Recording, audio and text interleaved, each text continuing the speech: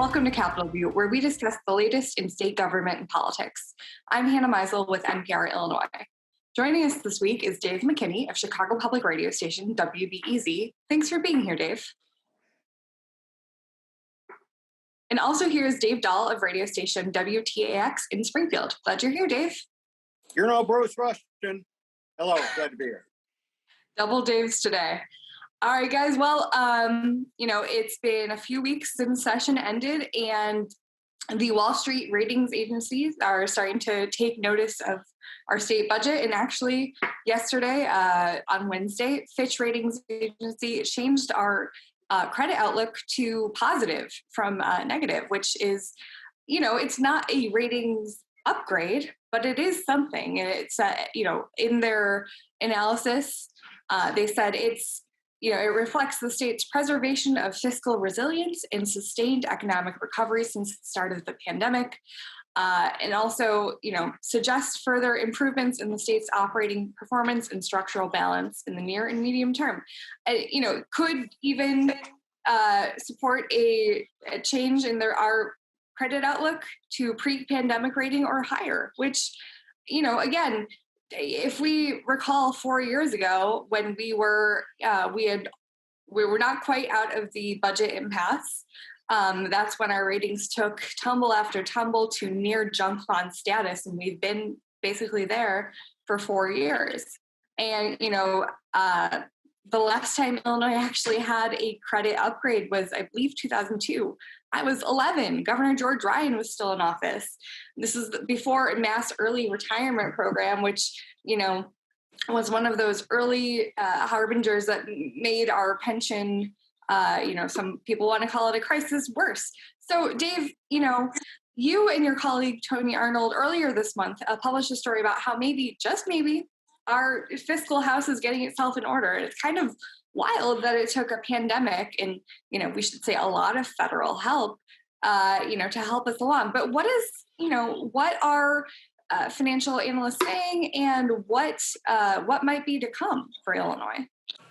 Well, you pretty well summed it up, what was in the report there, Hannah.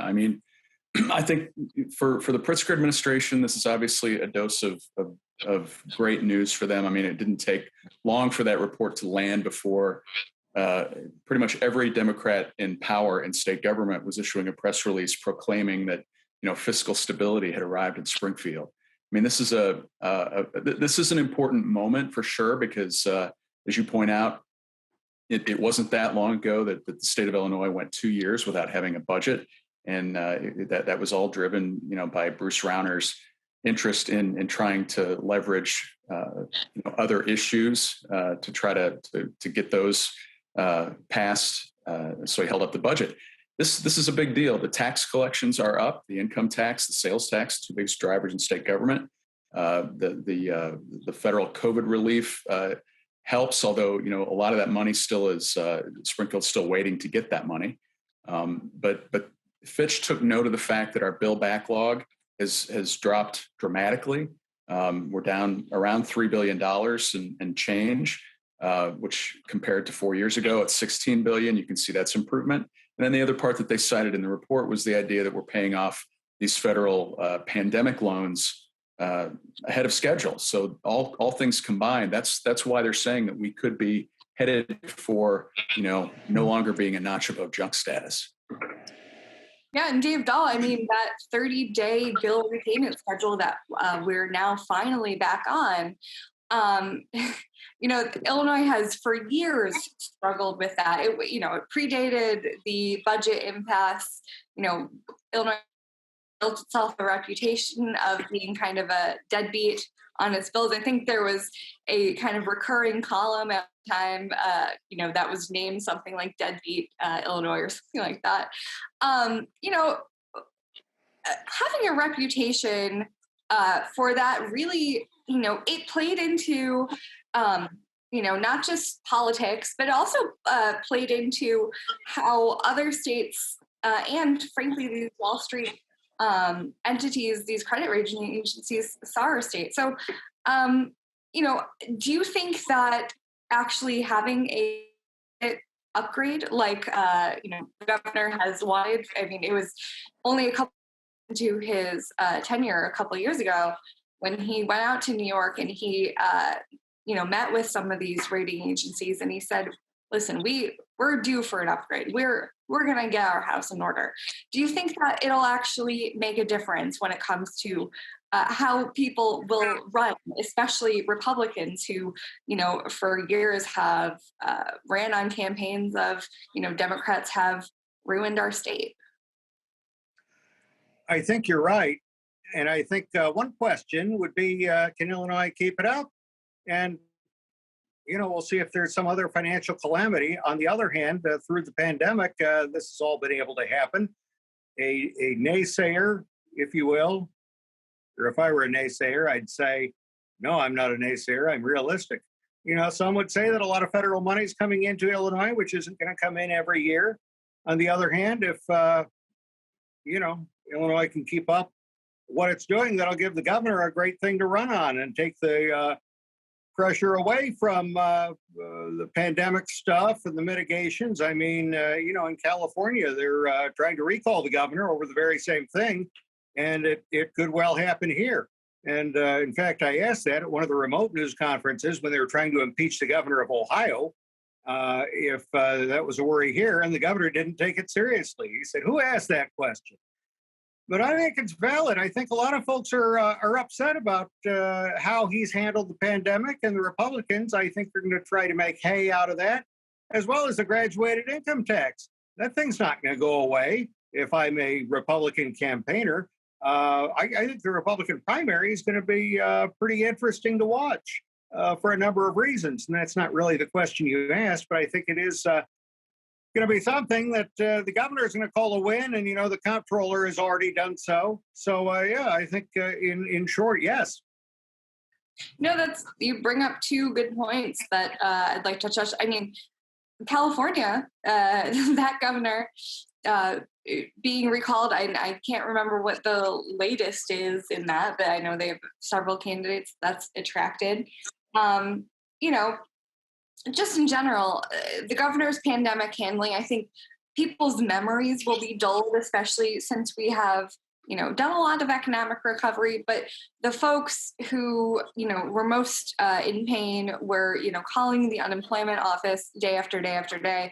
And the folks who, unfortunately had to maybe close their businesses, they're not going to have the short memory that maybe the rest of us had that came through COVID economically unscathed. I think the grainy black and white video is already in the can. always. But your other point about the graduated income tax, Dave McKinney, the governor campaigned on that for, basically the entire time he was running for governor back to spring of 2017. This was his signature issue. He couldn't get it across the finish line. Voters, kind of overwhelmingly rejected it. But the fact that the governor, the day after that failed on election day, the governor comes out and he says, there will be cuts and it will be painful. And then 7 months later, pass a budget that is, basically level set. And folks are pretty happy about, thanks to a lot of that federal money and our quick economic recovery.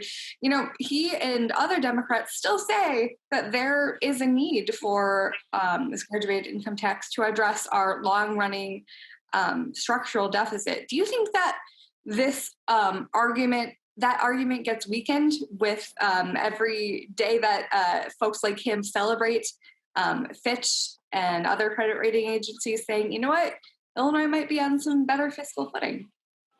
Well, I think the thing to remember is that, not only in Illinois, but across the country, any economy runs in boom and bust periods. And it's clear that right now we're in the boom phase. And, what I'm a little wary of here is that, that is this just going to be like a financial sugar high? That's the question. And I think the people who support the graduated income tax would tell you that, long term, that would, introduce some stability to it. One point not to forget in all of this, Hannah, is that, as optimistic as people are right now, and the bond rating agencies seem to be about the state of Illinois, Illinois' finances at the moment, the big elephant in the room, of course, is the state's unfunded pension liabilities. And there are lots of people around the state who mainly critics of the governor, who would tell you that, well, you can't really celebrate when that problem still has not been addressed. And there's not really a good way to address the problem short of changing the Constitution. But, that's just for people to understand. I mean, you're talking about $140 billion in commitments that the state has to current and future state retirees.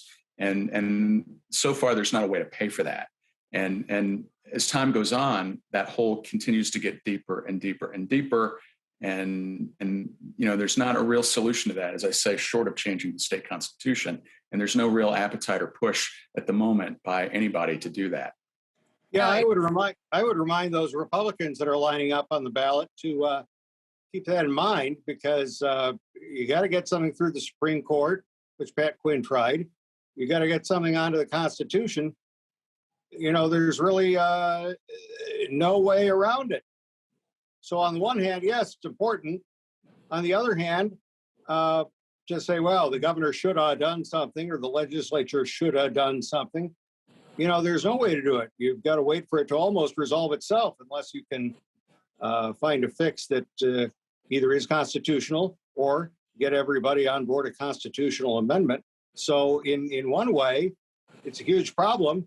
In another way, it's kind of a red herring or a diversionary shiny thing that the opposition party, in this case, the Republicans, can throw at the governor. What are you going to do? I mean, the thing not to forget too is that the idea that given the state's track record in its annual operating budget, and how it's just constantly this story of cuts and these bookkeeping magic tricks that happen, whether they're called pension holidays or shifting from one fund to another.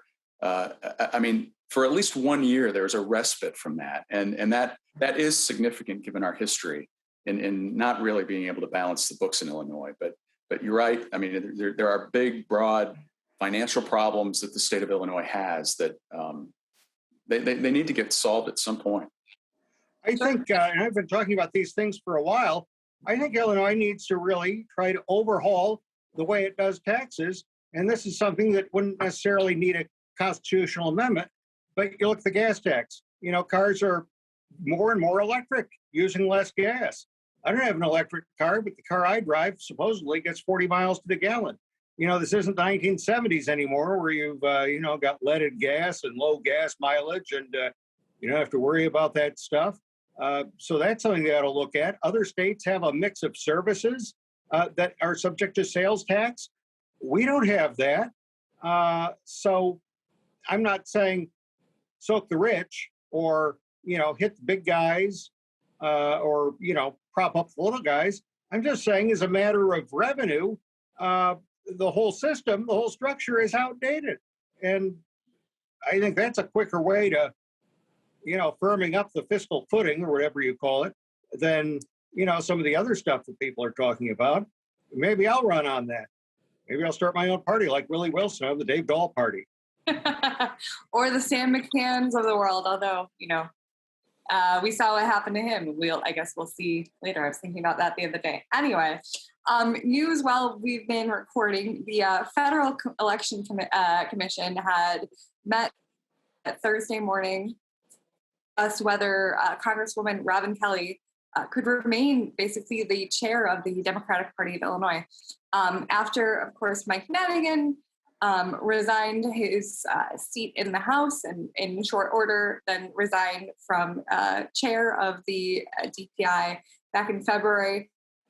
There was a little race to, become the next head of this organization. And as a sitting Congresswoman, basically the issue is that Robin Kelly can't really raise what's called soft money for state legislative races. And so she's been kind of holding off on, doing big moves there. but the FEC was supposed to have made a decision on that, but instead they punted to the next meeting. But I would like, even more than the technicalities of that, I would like to discuss like what would it mean if, just the overall change from, the decades in which Mike Madigan was in charge of the party and kind of used it as, kind of a piggy bank mostly for House Democratic races instead of, an overall strategy for the whole Democratic Party up and down the ballot. So, Dave McKinney, what kind of change do you feel like Democrats in Illinois are hungry for under new leadership? Well, like you mentioned in the question there, I mean, I think the state party pretty much was an instrument for Madigan to kind of buttress the campaigns of House Democrats and nobody else.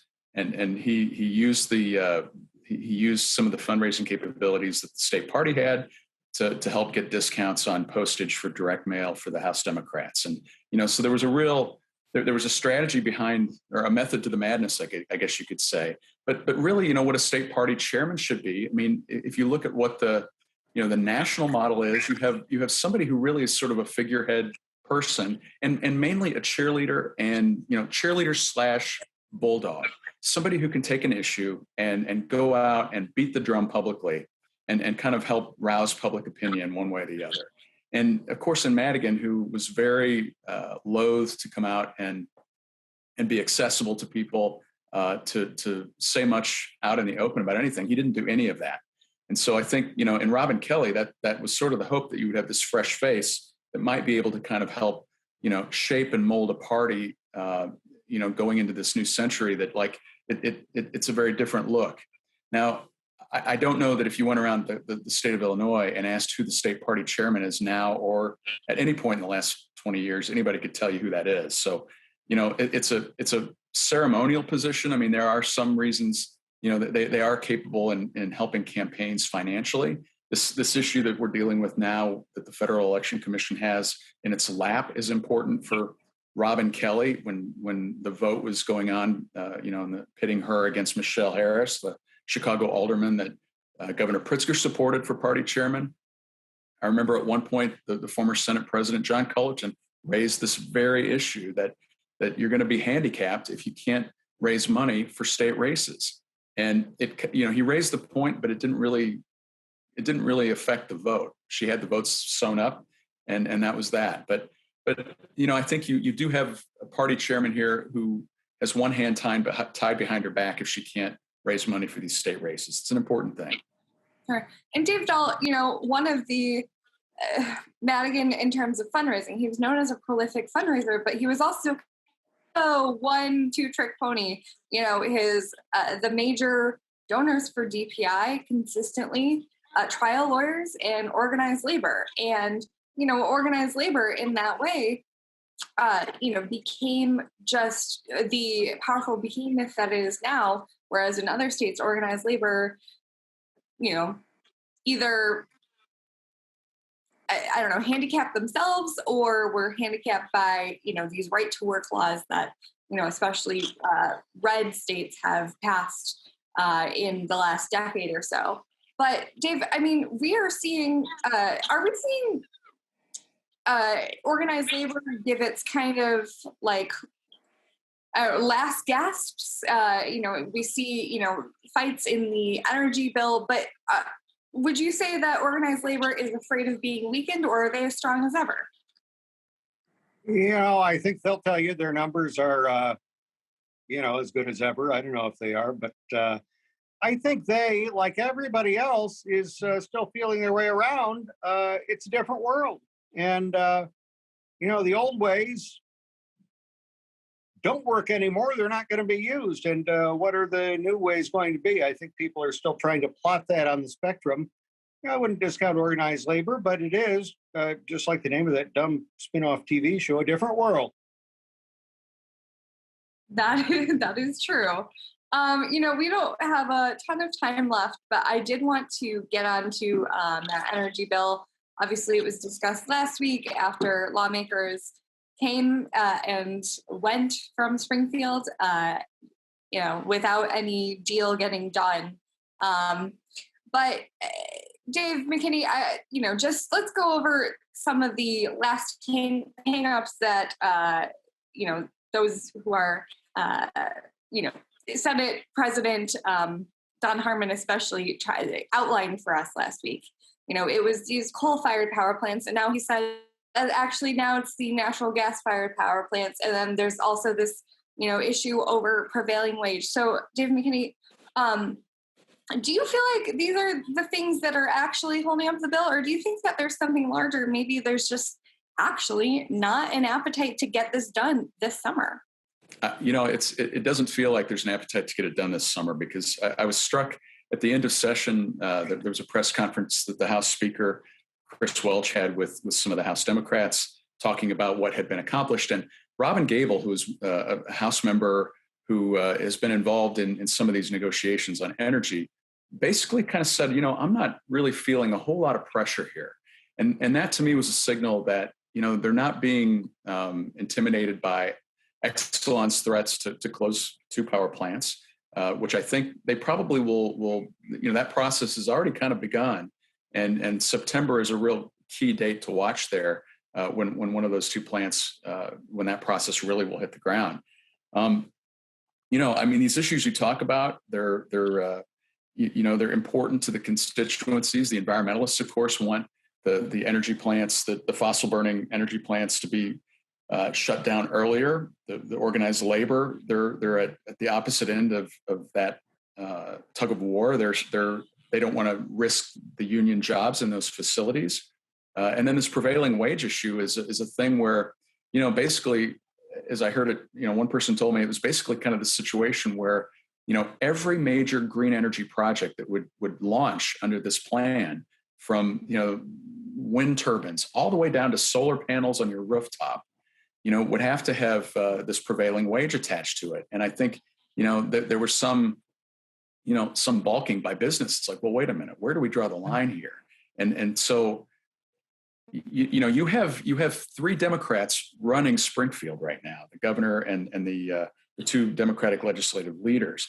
And clearly, if they were on the same page, this would be done, and they're not. And what you have is really, I think, kind of,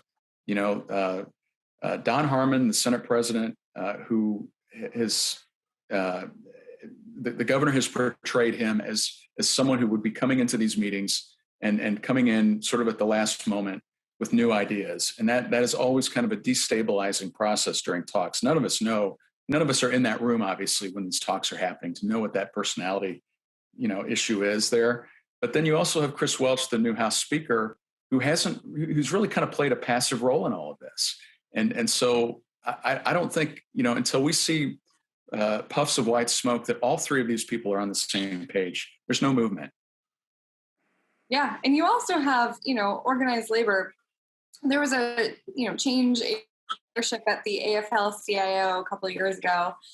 Mike Kerrigan retired from, being the head of that organization, and Tim Dre, became the leader. And, the AFL-CIO is kind of like the de facto leader of all organized labor in Illinois, from certain perspectives. And so there's a change in leadership there. And you're right. I mean, like Dave said earlier, folks are still feeling each other out, even though, they've been in these positions for a while now. But, we were in a pandemic. I don't know if anyone forgot. So being in the same room was impossible for a while, and just things don't come across the same on Zoom or email or whatever.